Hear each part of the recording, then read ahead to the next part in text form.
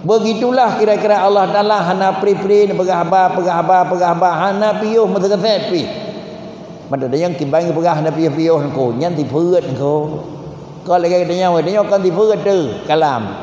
Kibang ti phượt lagi hana gadah-gadah ke ương dah gadah mameh mataka tu. Yan ba kap japli ke ương hana gadah-gadah kata. Ba pu hanam si a yang pri ke ương japli hana ko.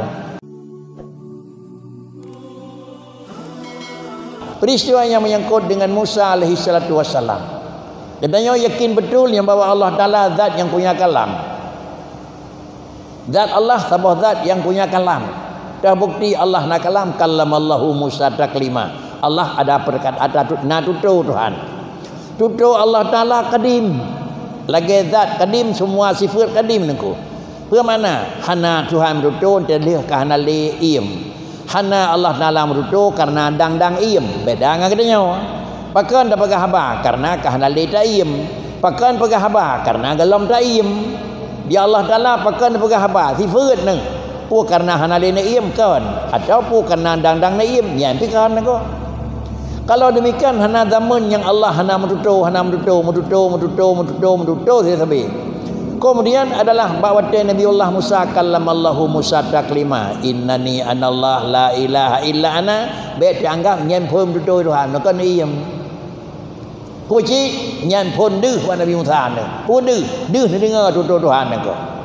Bukan Allah Taala dalam posisi juga menutu. Alnya padinat trip yang kira-kira ne pendengar tutu Allah Taala pada Nabiullah Musa 5 minit 10 minit. Alnya ne top lam hiyam ne ko. Bantu hijab lawan tak kun hana le tu ke hana le tu naku ke hana le pegahaba Tuhan hana le deh naku ibadah pada Aceh tawat sampai terus kira-kira lo tukun pantal labu mentang rendu hana de pah de terus lo ni bom deh naku kai beli motor rawa di rekalan kai pon nyan baru pa punya baru deh naku nyan baru deh naku ada terus lewat sebab lim kepada lawan naku akan kena ngawai lawan pu kai tren adapun kai dang hinan ijak je laju naku Nabi Allah Musa tetap Allah Ta'ala bicara hana piuh Tuhan aku. Pakai piuh itu punya zaman, punya tempat, punya kaifiat. Semua bawatan buka hijab dia Allah Ta'ala ke Nabi Musa, ni dengar kata-kata Allah li Nabi Allah Musa. Alanya netok balik hijab dia Allah Ta'ala bak Nabi Musa. Hanan dengar le. Kuat rajik yang kadin dengar medang innani anallah la ilaha illa ana fa'buduni niku. Lun Tuhan hana lain hai Musa. Ibadat dan tasmah lun mentang. Alanya bakri hana ledeh nengku. Ante hana ledeh tu kau menunjukkan karena hana tu nengku. Kadang di masjid punya kebulan angin tunong kedih suara mik nengku.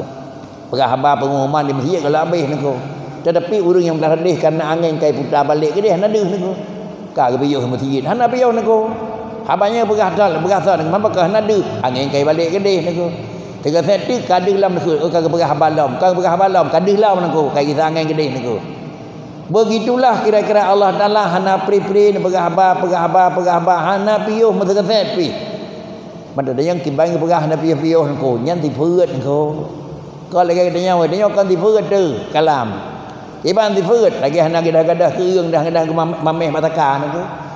Yan ba kap japli ke ương hana gadah-gadah kata. Ba pu hanam si a yang pri ke ương japli hana nak. Nama si a pri mameh ngan taka nyan hana. Mai ke ban mameh dia sabi itu ti phượt. Karena adalah kudrah, iradah, ilmu, sama, basar, kalam itu sifat Allah.